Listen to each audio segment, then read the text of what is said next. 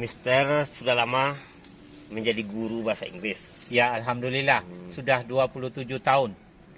Kira-kira apa sebabnya siswa-siswa setelah tamat SMA tidak pandai komunikasi bahasa Inggris? Dalam artinya sedikit lah, kalau persenannya itu 5% yang bisa mungkin gitu. Setelah tamat SMA. Ya, setelah tamat SMA. Kenapa? Kira-kira itu. Baiklah, saya jawab. Kenapa siswa-siswa tamat SMA atau SMK atau MA tidak pandai berkomunikasi berbahasa Inggris? Padahal mereka sudah belajar bahasa Inggris ini mulai dari TK, SD, SMP, dan SMA. Tetapi mereka tetap juga tidak pandai berbahasa Inggris. Secara umum mungkin yang tamat SMA atau SMK yang pandai berbahasa Inggris ini tidak sampai 2%. Begitu. Tentu ada sebabnya. Apa sebabnya? Jadi ada beberapa sebab kenapa siswa-siswa ini tidak pandai berbahasa Inggris. Salah satunya adalah sistem pengajaran atau bagaimana guru bahasa Inggris itu mengajar bahasa Inggris. Jadi guru bahasa Inggris ini harus mengadakan hal-hal di dalam mengajar bahasa Inggris ini. Seperti apa hal-hal yang harus dilakukan? Yang harus dilakukan oleh guru bahasa Inggris itu pertama, guru bahasa Inggris itu harus berbicara menggunakan bahasa Inggris itu. Jadi kalau guru bahasa Inggris itu tidak pernah berbicara menggunakan bahasa Inggris di hadapan siswa-siswanya atau bersama siswa-siswanya, tentu siswa-siswa itu tidak akan pernah pandai berbahasa Inggris. Jadi kunci pertamanya, ya, siswa-siswa itu, guru bahasa Inggris itu harus berbicara bahasa Inggris dengan siswa-siswanya, baik di dalam kelas, baik di luar kelas, ataupun sambil bermain-main di kantin, atau di halaman sekolah, atau di taman-taman sekolah, atau waktu jam-jam pramuka, atau waktu-waktu jam ekstrakurikuler. Jadi guru bahasa Inggris itu harus mengucapkan atau berkomunikasi menggunakan bahasa Inggris. Itu yang pertama. Berarti ada cara lain lagi? Cara yang kedua, guru bahasa Inggris itu karena orang takut dengan bahasa Inggris ini. Siswa-siswa ini takut dengan bahasa Inggris ini. Jadi seorang guru harus bisa mengambil hati siswa-siswanya bagaimana mereka senang berbahasa Inggris. Jangan ditakut-takuti. Ditakut-takuti ini maksudnya diberi pelajaran yang susah-susah, sedangkan ilmunya belum sampai ke situ. Jadi kita belajar bahasa Inggris, kita mulai dari hal-hal dasar. Dari hal-hal yang mudah di dalam bahasa Inggris. Jangan hal-hal yang sulit. Ini. Berarti kalau jagung ini apa bahasa Inggrisnya? Belum lagi, tunggu. Ada lagi hal yang ketiga. Ya. Hal ketiga yang harus dilakukan oleh seorang guru bahasa Inggris itu, guru bahasa Inggris itu jangan terpaku pada buku teks atau kurikulum. Jangan terpaku pada itu. Sebab di dalam kurikulum bahasa Inggris itu mata pelajarnya terlalu bertemakan contoh recount teks, prosedur teks. Sehingga siswa-siswa mendengar itu saja sudah bosan. Sudah bosan. Karena nanti akan berhubungan dengan rumus-rumus atau definisi-definisi. Sedangkan bahasa ini tidak perlu definisi. Perlu langsung diucapkan. Jadi tidak perlu belajar terlalu banyak belajar tata bahasa, tidak perlu. Tidak perlu terlalu banyak belajar grammar, tidak perlu. Intinya seorang guru bahasa Inggris langsung mengucapkan atau berkomunikasi dengan siswa-siswanya. Tetapi ingat, kembali ke hal yang nomor 2 tadi, jangan dimulai dengan hal yang susah. Mulai dari kata-kata yang pendek. Ini contohnya tadi kita mau ya, corn gitu kan? Corn. Ya, corn. Apa arti corn itu? Jagung. Jagung. Jadi corn. Begitu. Nanti siswa itu akan menambah sendiri. Pokoknya saya makan jagung. Dia akan ucapkan I eat corn. Ya, I eat corn begitu. Nanti dia akan tambah sendiri oleh dia. Jadi dia merasa nikmat untuk mempelajari bahasa Inggris. Jangan langsung diucapkan kepada siswa, I ate corn. Ini sulit. Ucapkan dari corn. Satu kata dulu, 2 kata, 3 kata, dan selanjutnya. Dan hal yang keempat yang harus dilakukan oleh guru bahasa Inggris tersebut, ya, diberikan percakapan-percakapan, video-video, percakapan-percakapan sehari-hari. Jadi dengan diberikan video-video pendek, percakapan pendek di dalam video tersebut itu, siswa-siswa itu termotivasi untuk belajar bahasa Inggris. Itu perlu ya. Itu berarti yang mendengar penting. Mendengar berarti. Mendengar. Ya. Karena bahasa itu ada hal yang sangat penting. Bahasa itu adalah berbicara, mendengar, menulis, dan membaca. Hanya hal 4 itu. Hal yang kelima mungkin. Ya, hal yang kelima, seorang guru bahasa Inggris itu diajari siswa-siswanya menulis. Karena bahasa ini berhubungan dengan menulis. Kan saya bilang tadi 4 hal kan? Betul. Bahasa ini 4 hal. Ya, berbicara, lawannya mendengar. Menulis, lawannya membaca. Kan begitu? Jadi siswa-siswa itu kita ajari menulis hal yang pendek-pendek. Jangan yang panjang-panjang. Jangan membaca teks buku yang panjang-panjang sehingga siswa itu bosan. Suruh siswa itu menulis contoh umpamanya I love corn gitu. Jadi kalimat yang pendek-pendek saja. Jadi kalau kita pakai buku teks yang panjang-panjang isinya, yang tebal-tebal, sehingga siswa itu bosan untuk menulis bahasa Inggris. Sehingga anak-anak dia akan mengatakan nanti bahasa Inggris itu lain tulisan, lain baca. Sebenarnya tidak seperti itu. Itulah kira-kira tipsnya. Ada lagi kira-kira yang ingin ditanyakan? Hello, Mr. Tojo. Halo. What are you doing? I am teaching English. Mr. Tojo, guru bahasa Inggris. Ya, alhamdulillah. Oke, saya ingin bertanya, saudara Mr. Tojo. Ya.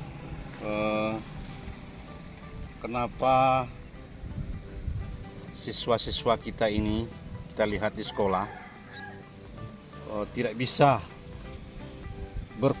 berkomunikasi bahasa Inggris secara baik. Padahal mereka ini sudah belajar bahasa Inggris dari SD, SMP, SMA. Itu pun kita lihat tidak bisa mereka berkomunikasi. Padahal kita dalam menghadapi zaman globalisasi ini minimal kita harus bisa berbahasa Inggris. Jadi saya mau tanya kepada saudara Mr. Tojo, selaku guru yang senior dalam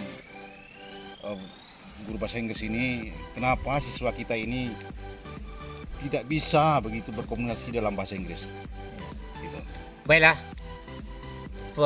saya coba menjawab pertanyaan itu.